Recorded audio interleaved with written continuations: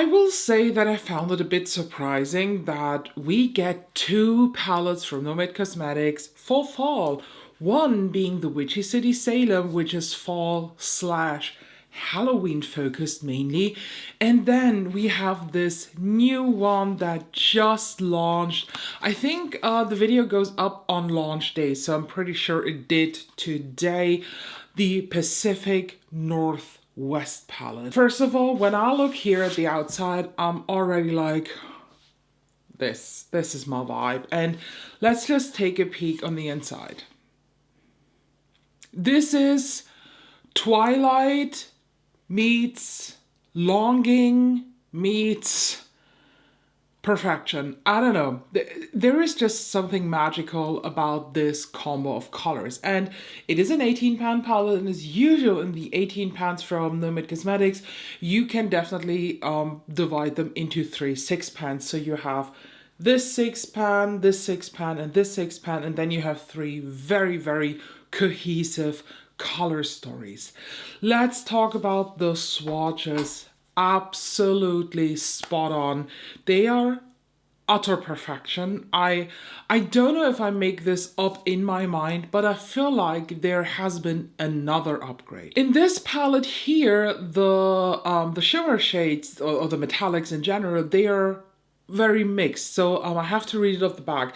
We have 9 mattes, as you can tell, 3 sparkly shimmers, 4 dazzling duochromes, and 2 majestic multi-chromes. And in every other palette, I feel like there are the multi and duochromes from Nomad Cosmetics, but if I compare them now, for example, these multi-chromes and duochromes here in the Pacific Northwest palette with the multi and duochromes from, for example, Chicago Speakeasy, there has been just another amp up in quality. I feel like that these here in the palette, there is something majestic about this formula that is, it's getting better and better. The mattes also, I don't know what it is, but I feel like they are a little bit more impactful compared, for example, to Witchy City Salem, which already was very good in the mattes.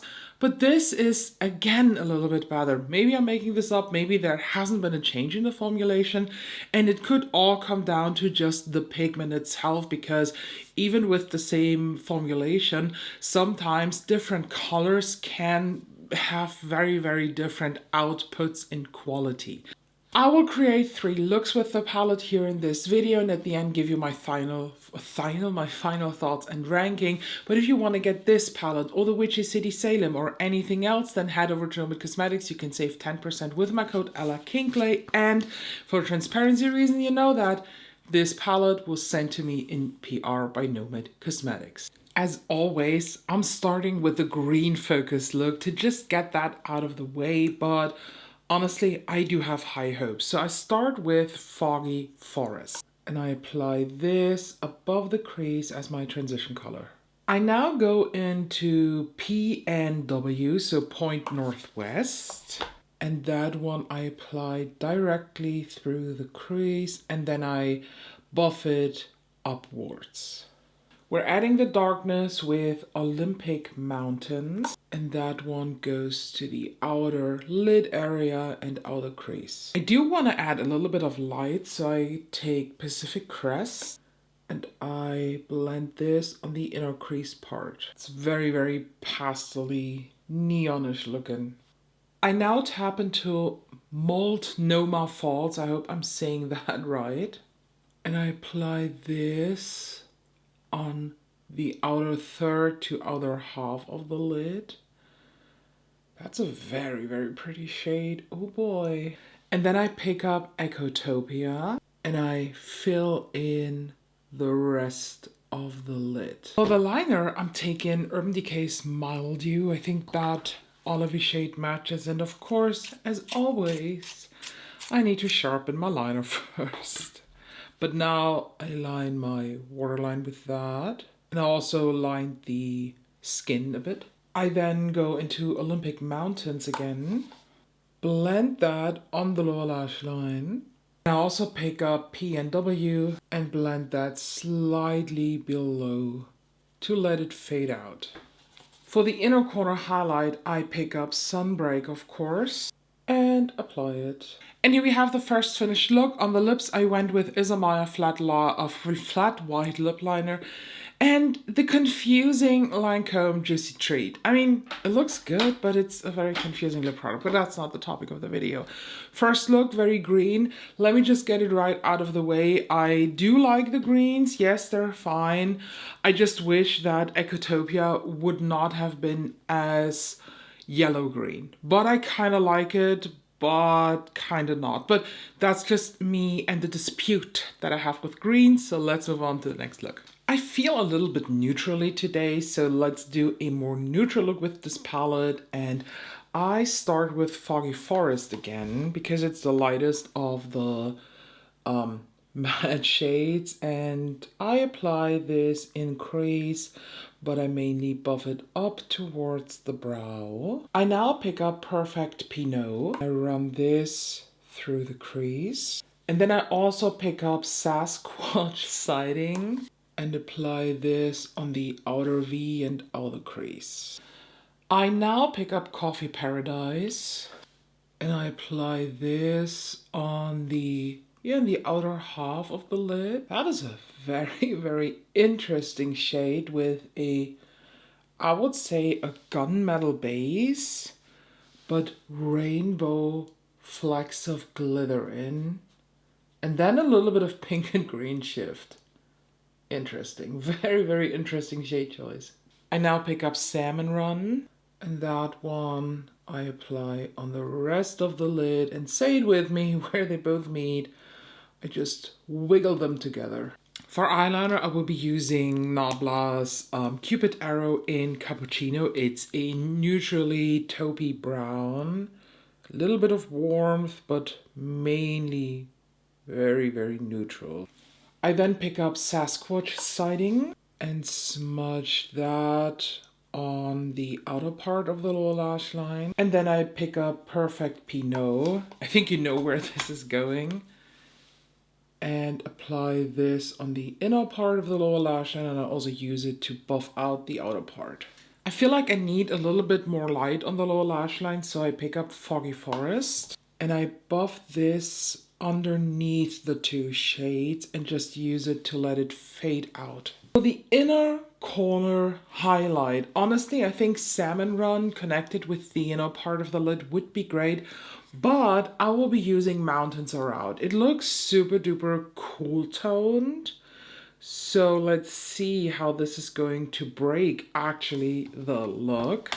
Picked it up, and now let's apply this. Oh boy, absolutely stunning. And here we have now the second finished look. On the lips, I'm wearing Colourpop's lip liner in Hello Biceps together with the Kaleidos Matte Lip Mod in NU8 Cold Smoke. What a stunning look is this. I really like the break of the cool tone here on the inner corner, and I just cannot stop raving, and I am sad but also excited for the last look with these Water Corpse shades. I am sad that this is the last look, but nobody stops me to keep on doing looks with this palette.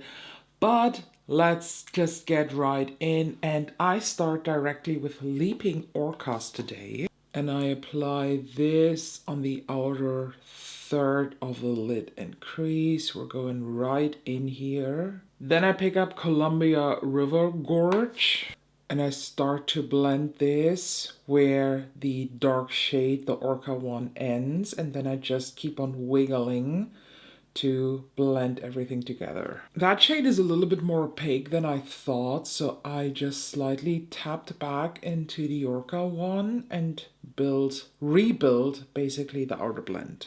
I then tapped back into the second shade and just bring it to the inner part. I now pick up Towering Sea Stacks and I use this on the most outer part for a soft blend. Although nothing in this row of mattes is actually soft. They are very, very intense. And I know this is going to be the most obvious combo, but I was just waiting that whole time to do this. So we'll be doing Crater Lake on the outer lid and Cannon Beach on the inner lid, and Cascadia is going to be the inner corner highlight. Let me just do this because I was craving these colors all the time when I did the looks here. So I'm starting with, which one was it? Crater Lake I now picked up, and that one I start to apply on the center, and then I tap it out to let it fade into the matte. Now I pick up Cannon Beach, and that one I now use for the rest of the lid, and say it with me, where they both meet, I just wiggle them together. I then take the brush that I had the second matte on, and I just go through the crease again with no additional product. I think a matching liner is going to be the About Face Line Artist in Call Me Crazy. It's also a aqua blue green type of shade, so I'll line my waterline with that. And then I take Leaping Orcas and smudge that along the lower lash line. And I also take Towering Sea Stacks and smudge that slightly underneath. And as said, for the inner corner highlight, I now go into Cascadia and tap it on. And here we have now the finished look. On the lips I'm wearing is a Maya lip liner in Liberica and MAC Luster Glass in Alone Time. I adore this look. Is this a surprise? This is absolutely beautiful. This is more of a, it's not really water corpsey-ish the way that I anticipated it. It's much more vibrant. It's much more intense. So I would say it's like Water Corpse coming back to life. Quality-wise, when it comes to my rating system, I give this actually a 9.5 out of 10. This is nearly perfect quality. What I have to criticize and why this isn't a 10 out of 10, because this is super close being a 10 out of 10, is actually the fact that this time the mattes, they're not inconsistent, but some of the mattes, they are impactful but sheer out quite quick. Like, for example, we saw with Leaping Orcas, it goes on super intense, but you can blend it out very, very light and easy. But when you then go over it with something like Columbia River Gorge, that all of a sudden covers everything. So I would say there is a certain inconsistency when it comes to the level of pigment and the way it covers stuff, but it's nothing that makes me not like it. It's just something where I'll have to say, yeah, this is not a 10 out of 10 for me. There is something inconsistent in the pigment, but really not in a bad way. When it comes to color story, I gave this a 9 out of 10. It could have been a 10 out of 10 if this row here would not have been so olivey. If these would be a little bit more dusty, it would be fine. Like even shades like Ecotopia, this is such a beautiful, intense, warmer green. I think this would have worked also with more dustified, grayified greens. Of course, I can mix it. I can always Towering Sea Stacks mix into Olympic Mountains, yes, or Sasquatch sighting, but when I just look at the color story itself, this is not the most perfect one for me, but I can appreciate it because I love the tones of greens in here. I think these are very, very well. The oliveness is not overwhelming for me. It does not look weird on my skin tone, but you know, just personal preference wise, I wish these would have been a little bit more foggy. But I have to admit, my personal excitement for this palette is a 10 out of 10. Because I look at this, I look at the cover art, I look at the palette, and I'm like, give me just 8 more weeks to do looks with this, and I will be happy then. Because this is a piece of foggy goth makeup lover art, and I was not expecting this from Nomad Cosmetics. This just tickles a certain makeup dickle in me. I am beyond happy with this color story. When I opened it up for the first time and I saw this color story, I literally gasped because I was just not expecting this. I was not expecting these tones in there, and I am absolutely in love with this. This is just forming such a well contrast to the Witchy City Salem, which is way more bright and loud and Halloweenish, but also to other previous palettes like the Mountain Fuji Five Lakes, which is just the perfect yellow red fire palette mixed in with cool toned icy shades. And then you get something like this. I love it when Nomad Cosmetics goes a little bit more in the foggy scene of makeup, and I am beyond happy, as you can tell. In total, this palette so scored a 9.5 out of 10, so we have nearly a perfect palette. And other palettes that are in that same ranking are, for example, the Gloss Gods Dancing Lights. You know, I described this, or other people actually described this, and I took this from me, as the Neon Goth palette. Then we have the Cheery Up Dragon Ascension, you know, that 2-meter long palette.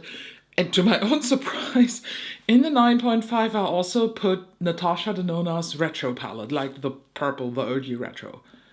But I remember that I really like this, but I'm honest with you, I haven't used this in at least a year. So I might have to revisit it, but right now, in my Excel spreadsheet, this is a 9.5 too. So, should you get this palette or the Witchy City Salem when it comes to their fall palettes? Because a lot of people commented that they want to wait until this drops. So it dropped today. Honestly, I can recommend both, yes. But at the end, I think the thing that makes the decision easy is what type of color story do you see yourself using more? Do you see yourself more in the brightness, in the purples, in the oranges and neon greens of the Witchy City Salem that is really more Halloweenish inspired? Or do you see yourself more in the Pacific Northwest with the foggy, dusty blues, the pine greens, and the warmer neutrals here? What's your preferred color story? Can you benefit having both of the fall palettes, or like Halloween and fall palettes of this year from Nomad? Absolutely yes. Which one do I prefer? I'm honest with you, I prefer this one for obvious reasons. So, thank you so much for Nomad Cosmetics for sending this as my first piece of PR from you. This is couldn't be better. I know that I got the Florida Keys last year, but that was just a one-time PR. And as said, I am now on the Nomad Cosmetics PR list, and I also have a code with them. It's ELLAKINKLEY for 10% off. So if you want to grab this or any of the other beautiful palettes or the upcoming holiday palette, so we still have one to go in 2025, then I would be very happy if you use this. Thank you so much for watching. Make sure to subscribe to miss any of the other upcoming videos, and I'll see you very, very soon.